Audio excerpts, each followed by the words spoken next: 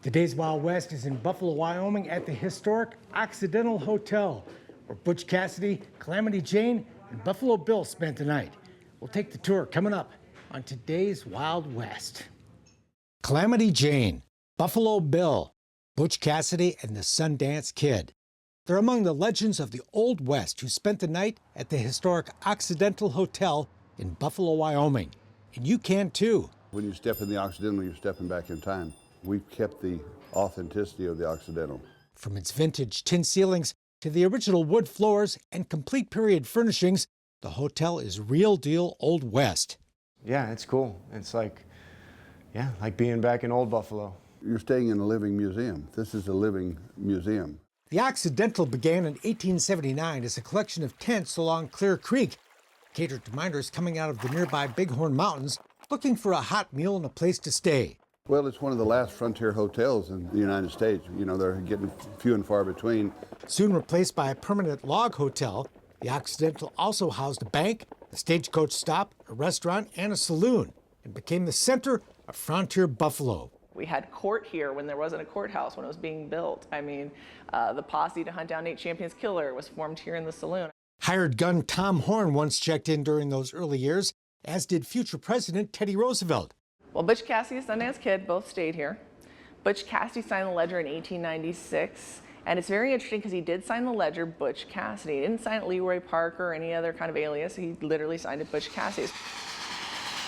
With talk of the railroad coming to town, new owner Oscar Quick replaced the wooden hotel with a new brick structure. The reason we have the buildings today, the brick, the wood trim, the tin ceilings, are actually because of him, who purchased it in 1896. But the railroad chose to build their depot in nearby Sheridan. Legend says the despondent and financially struggling Quick, also mourning the death of his young daughter, lost the hotel in a poker game to ranchers John Smith and his son Al. This is how the folklore goes. There's a very fine line between folklore and history, but yeah, he lost the hotel. Al's wife Margaret was recruited to run the place while they figured out what to do with it. She never left, running the Occidental for the next 59 years. Until she died at the age of 92. Margaret Smith was an amazing woman that kept this place running all the way till 1976, and then her kids then had it afterwards. So without her and her impact, this building might not be here. Today you can see Margaret's collection of vintage 1890s clothing. It's really a beautiful part of the history of the hotel. Her quilts and other items, among the many historic artifacts displayed throughout the Occidental.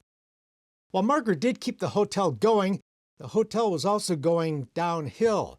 The building was getting very, very dilapidated. And by the 1990s, there were plans to tear it down. But Californians Dawn Dawson and her husband, author John Wexo, bought the building just in time.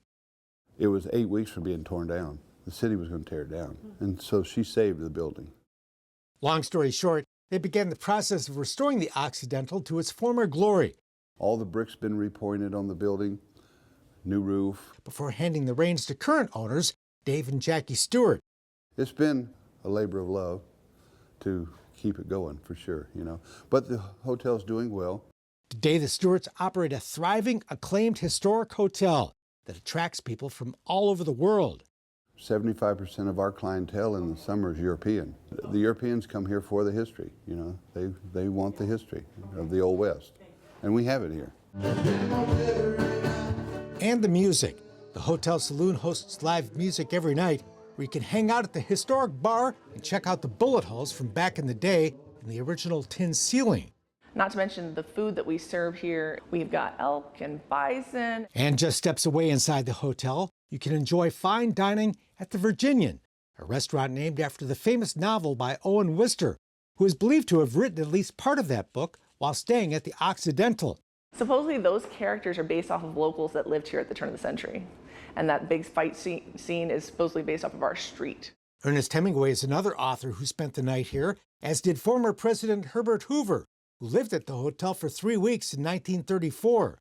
More recent famous guests include singer-songwriter Michael Martin Murphey, the cast of the hit modern TV western Longmire, and actor Paul Giamatti. He just called me up one time and said, this is Paul Giamatti, I want to come and stay at the Occidental. And he came out and stayed with us for 10 days. Had a ball. He wanted to stay in almost every room.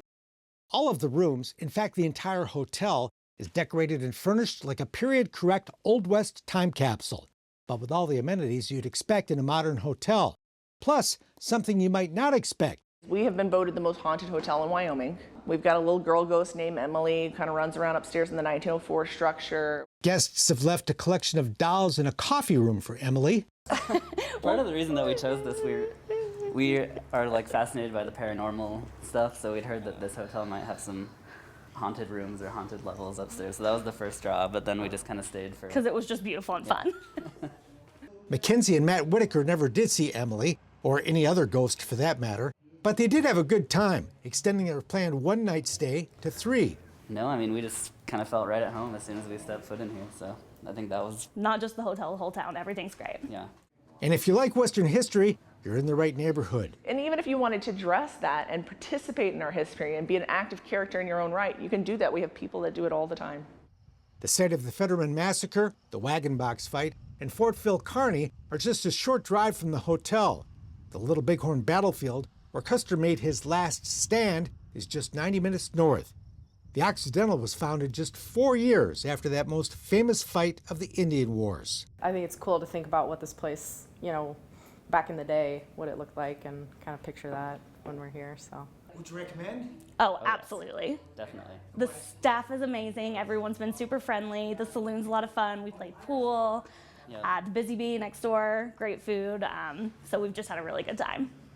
Not many people get to step into a historic building of this age with this kind of culture and history, because a lot of these things have been lost. Listed on the National Register of Historic Places, the Occidental Hotel, where Butch and Sundance, Calamity Jane, and Buffalo Bill spent the night. And you can too.